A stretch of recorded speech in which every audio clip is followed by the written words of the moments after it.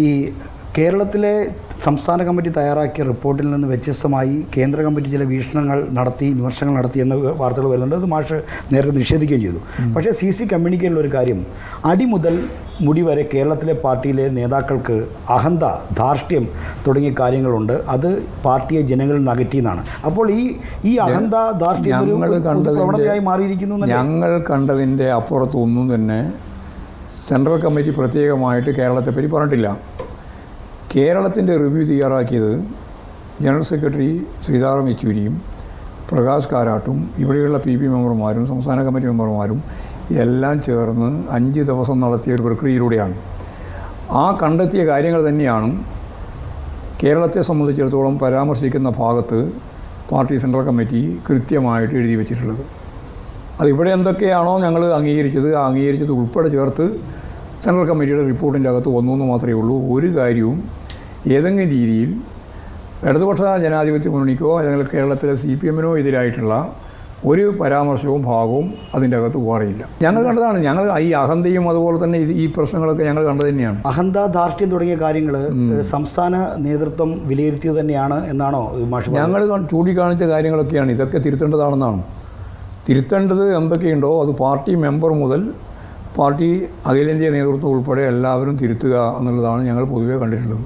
അത് വ്യക്തിപരമായിട്ട് ഇന്നയാളാണ് തിരുത്തേണ്ടതെന്ന് ഞങ്ങൾ പറഞ്ഞിട്ടില്ല. പൊതുവായിട്ടുള്ള കാര്യമാണ് പറഞ്ഞത്. അതായത് അതിന് നിങ്ങൾ ഈ മൈക്കിൻ്റെയും അതുപോലെ തന്നെ ആങ്കറോട് പറയുന്നതൊന്നും ഒരു കാര്യമുള്ള ഈ മുഖ്യമന്ത്രിയുടെ ശൈലിയിൽ എന്തെങ്കിലും മാറ്റം അല്ല, വെറുതെ നിങ്ങൾ പർവ്വതീകരിച്ചുകൊണ്ട് കാര്യങ്ങൾ അല്ല. പക്ഷേ ഈ മുഖ്യമന്ത്രിയുടെ അതാണോ മുഖ്യമന്ത്രിയുടെ ഏറ്റവും പ്രധാനപ്പെട്ട രാഷ്ട്രീയത്തിൻ്റെ ഉദാഹരണമായിട്ട് പറയുന്നത്? മുഖ്യമന്ത്രിയുടെ ശൈലി മാറ്റുന്ന ഒരു പൊതുവികാരം വരുന്നത് പാർട്ടി ഉണ്ടാക്കിയ വികാരം അത്. ആ വികാരത്തിനൊന്നും ഞങ്ങൾ ഗൗരവം കാണുന്നില്ല. മുഖ്യമന്ത്രിയുടെ ശൈലി മാറ്റേണ്ടതില്ല എന്നാണോ? അല്ല, എന്താണ് മാറ്റേണ്ടത് നിങ്ങൾ പറയാം. അതായത് ഇപ്പോൾ ഈ പൊതുവായി ഒരു മൈക്ക് കേടായപ്പോൾ മൈക്ക് കേടായതിനെ സംബന്ധിച്ചിടത്തോളം പറഞ്ഞതാണോ മാറ്റേണ്ടത്? അല്ല, അത്തരത്തിൽ അത് വേറെ എന്താണ്?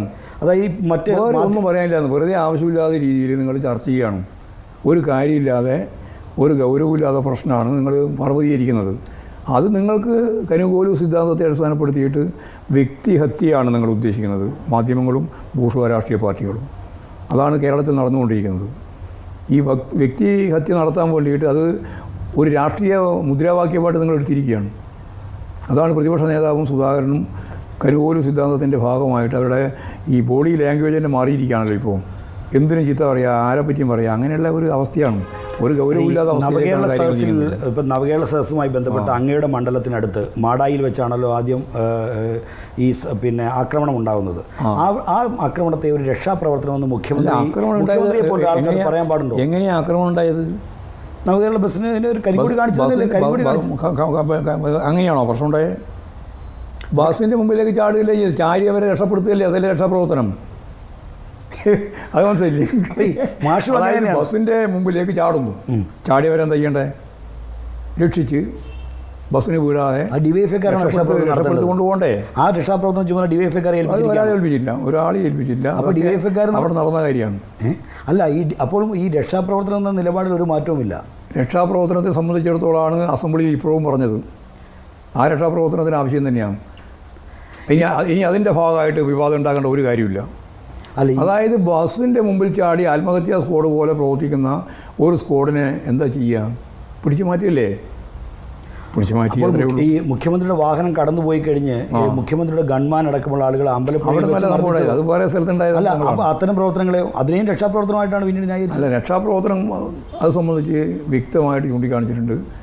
അസംബ്ലിയിൽ ഇപ്രാവശ്യം പിണറായി എന്നെ മറുപടി പറയുമ്പോൾ പറയുകയും ചെയ്തു, ഇതാണ് രക്ഷാപ്രവർത്തനം. അതിന് പിന്നീടുണ്ടായ കാര്യം ഞാൻ കണ്ടിട്ടില്ല എന്ന് പറഞ്ഞു. അത്രയേ ഉള്ളൂ. ഈ മറ്റൊരു കാര്യത്തിലേക്ക് വന്നാൽ ഇപ്പോൾ ഈ മുഖ്യമന്ത്രിയുടെ പ്രവർത്തനത്തിൽ അല്ലെങ്കിൽ ഒരു ജനകീയത വരണം, അല്ലെങ്കിൽ മുഖ്യമന്ത്രിയുടെയും സർക്കാരിൻ്റെയും പ്രവർത്തനത്തിൽ ഒരു ജനകീയത വരണം എന്ന് നിർദ്ദേശിക്കാൻ കേരളത്തിലെ പാർട്ടിക്ക് എന്തെങ്കിലും ഭയമുണ്ടോ? അല്ല, എന്തിനാണ് ഭയപ്പെടേണ്ട കാര്യം? ഞങ്ങൾക്ക് ആരും ഒരാളെയും ഭയപ്പെടേണ്ട കാര്യമില്ല. പാർട്ടി ജനറൽ സെക്രട്ടറി മുതൽ PB മെമ്പർ വരെ, മുഖ്യമന്ത്രി വരെ ഒരാളെയും ഈ പാർട്ടിക്ക് ഭയപ്പെടേണ്ട ഒരു കാര്യമില്ല. പാർട്ടി വ്യക്തമായ നിലപാടനുസരിച്ചിട്ടാണ് പാർട്ടി പ്രവർത്തിക്കുക. ഞങ്ങൾ എന്തിനാണ് ആരെയെങ്കിലും പ്രത്യേകമായിട്ട് ഭയപ്പെട്ട് നിൽക്കേണ്ട കാര്യം? നിങ്ങൾ ഉണ്ടാക്കുന്നേ അത്. അല്ല, നിങ്ങളുടെ വാർത്താ ശൃംഖലകളിൽ സൃഷ്ടിച്ചുകൊണ്ടിരിക്കുന്ന ഒരു ആശയം അത്. ഈ ആശയം രാജ്യം ചർച്ച ചെയ്യണമെന്നാണ് നിങ്ങൾ ഉദ്ദേശിക്കുന്നത്. ആ ചർച്ച നിങ്ങൾ നടത്തിക്കോ, ഞങ്ങൾക്കൊരു പ്രശ്നമില്ല. അല്ലെങ്കിൽ അവരെ ഒരു കാര്യം മനസ്സിലായല്ലോ. അപ്പോൾ ഇനി അതിൻ്റെ മേലെ കറണ്ട് അല്ല, അതിലേക്ക് വരിക. അതായത് ഞാൻ പറഞ്ഞു, ഭരണവിരുദ്ധ വികാരം ഫലത്തെ സ്വാധീനിച്ചു എന്നൊരു കാര്യം അല്ല, ഭരണവിരുദ്ധ വികാരം ഫലത്തെ സ്വാധീനിച്ചു. ഭരണവിരുദ്ധ വികാരം ഇവിടെ ഉണ്ടായിട്ടില്ല. ഇവിടെ ഇപ്പോഴും അങ്ങനെയാണ് നമ്മൾ കരുതുന്നത്. ഭരണവിരുദ്ധ വികാരത്തിനെ നിങ്ങൾ കൃത്യമായിട്ട് അനലൈസ് ചെയ്യണം. എന്തായിരുന്നു പ്രശ്നം? കേന്ദ്ര ഗവൺമെൻറ് കേരളത്തിന് നൽകേണ്ടുന്ന പണം തരാതിരിക്കുന്നതിൻ്റെ ഭാഗമായി ഇവിടെ നിരവധി മേഖലയിൽ നടപ്പിലാക്കേണ്ടുന്ന വികസന പ്രവർത്തനങ്ങൾ മാത്രമല്ല, ക്ഷേമ പദ്ധതികൾക്ക് അതിൻ്റെ ഭാഗമായിട്ട് പെൻഷന്, അതുപോലെ DA കൊടുക്കേണ്ടത്, പെൻഷൻകാർക്ക് കൊടുക്കേണ്ടത്, അംഗൻവാടിക്കാർക്ക് കൊടുക്കേണ്ടത്, നിരവധി മേഖലയിൽ കൊടുക്കേണ്ടുന്ന ഒരുപാട് ആനുകൂല്യങ്ങൾ കൊടുക്കാൻ സാധിച്ചില്ല എന്നുള്ള വസ്തുതയാണ് ഊന്നേണ്ടത്. നിങ്ങൾ എന്തേത് പറയാത്തത്? അത്തരമൊരു ക്യാമ്പയിൻ ഇവിടെ നടന്നല്ലോ, നവകേരള സദസ്സുമായി ബന്ധപ്പെട്ട്. ആ ക്യാമ്പയിൻ ഏഷ്യയില്ല. ഞങ്ങൾക്ക് 1.75% പോയിട്ടുള്ളൂ. നിങ്ങൾ ഏഷ്യയില്ല എന്ന് പറഞ്ഞാൽ എന്താ? അങ്ങനെയാണെങ്കിൽ ഈ 62 ലക്ഷം കമ്മ്യൂണിക്കേഷനിൽ ഞങ്ങൾ പറഞ്ഞു തന്നെയാ പറഞ്ഞില്ലേ? അതെ, ആ കമ്മ്യൂണിക്കൽ എഴുതി വെച്ചത് ഞാൻ വായിക്കണം. വേണ്ട, വായിക്കൊന്നും വേണ്ട, ഞങ്ങൾ ഉണ്ടാക്കിയതല്ലേ. പിന്നെ നിങ്ങൾ വായിക്കുന്നു. അല്ല, പിന്നെ മാഷ സംശയം വെറുതെ വായിക്കേണ്ട കാര്യങ്ങളുള്ളൂ. അടിത്തറയിൽ ഇളക്കുണ്ടായിട്ടുണ്ട്, അത് ഞങ്ങൾ കണ്ടു. അത് ഈ പറയുന്ന ദുർബല ജനവിഭാഗങ്ങൾക്കുൾപ്പെടെ നൽകേണ്ടിയിരുന്ന നിരവധി ആനുകൂല്യങ്ങൾ കൊടുക്കാൻ സാധിച്ചില്ല എന്നുള്ളത് കൃത്യമായിട്ട് മനസ്സിലാക്കി. അതിനെന്തുകൊണ്ട് എന്നുള്ളതാണ് നിങ്ങൾ കാണാത്തത്. കാണുന്നത് നിങ്ങളങ്ങനെ പറയുന്നില്ലേ? നിങ്ങൾക്കത് ആഗ്രഹമുണ്ട് ആ രീതിയിൽ പറയാൻ. ഞങ്ങൾക്കത് പറയേണ്ട കാര്യമില്ല. ഗവൺമെൻറ്റിനോടുള്ള വിരോധമല്ല യഥാർത്ഥത്തിൽ. ഗവൺമെൻറ്റിന് കാര്യങ്ങൾ കൈകാര്യം ചെയ്യാൻ യഥാർത്ഥത്തിൽ ഒരു സാമ്പത്തിക ഉപരോധം പോലെ കേന്ദ്ര ഗവൺമെൻറ് എടുത്ത നിലപാടുമായി ബന്ധപ്പെട്ടുകൊണ്ടാണ് ഇതൊന്നും ചെയ്യാൻ സാധിക്കാതിരുന്നത്. അത് കൃത്യമായിട്ട് ജനങ്ങളെ പറഞ്ഞ് ബോധ്യപ്പെടുത്തി അങ്ങനെയാണ് എന്നത് സ്വാഭാവികമായിട്ടും ഇത് കിട്ടേണ്ടുന്ന ആൾ കിട്ടാതിരിക്കുമ്പോൾ അവർക്കതിൻ്റെ വികാരപരമായ നിലപാടുണ്ടാവും. അതുകൊണ്ട് ആരും ഞങ്ങൾക്ക് വോട്ട് ചെയ്തില്ല എന്നൊന്നുമല്ല, ഇതെല്ലാം ഒരു വലിയ വിഭാഗമാണ് ഞങ്ങൾക്ക് വോട്ട് ചെയ്തു. എന്നാൽ പോലും അങ്ങനെ അല്ലാതെ കുറച്ച് ആളുകളുടെ വോട്ട് നമുക്ക് നഷ്ടപ്പെട്ടിട്ടുണ്ട്. അത് സത്യമാണ്.